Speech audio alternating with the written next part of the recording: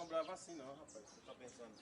Ah, eu acho que porque nós fomos lá, ela dá um cara bravo pra nós.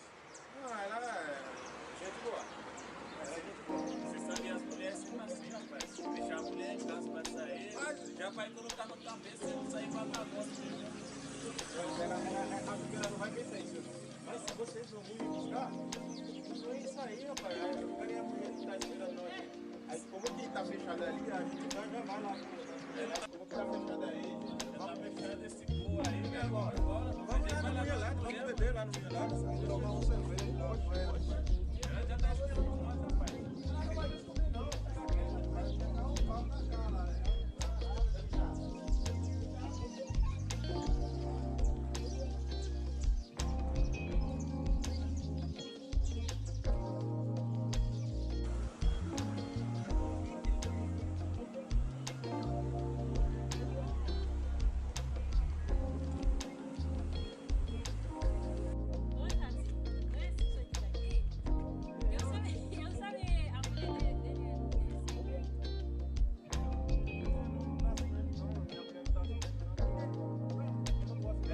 A gente não vem conversar, a gente só vem buscar vocês pra poder ir lá pra lá, tomar um cerveja.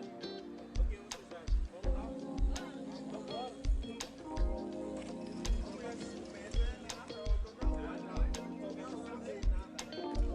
Quando você tá na rua, você só vê, rapaz. Em casa é casal.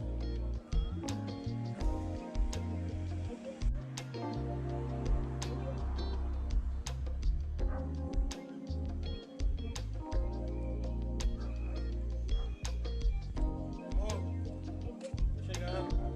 Amor, tô chegando aí. Tô chegando, tá? Tá voltando até agora? É, na academia, vida. Academia? Tá, peraí. Ué, por que não tá assim? Ah, E eu?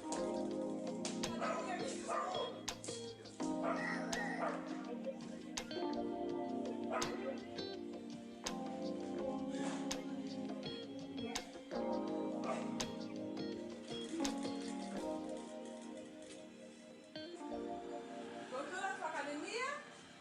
Você gostou?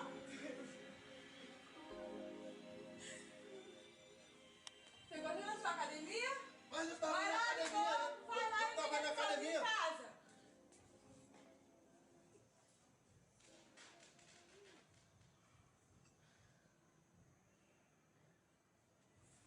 Porra, isso aí, velho. Essa mulher é brava demais, hein?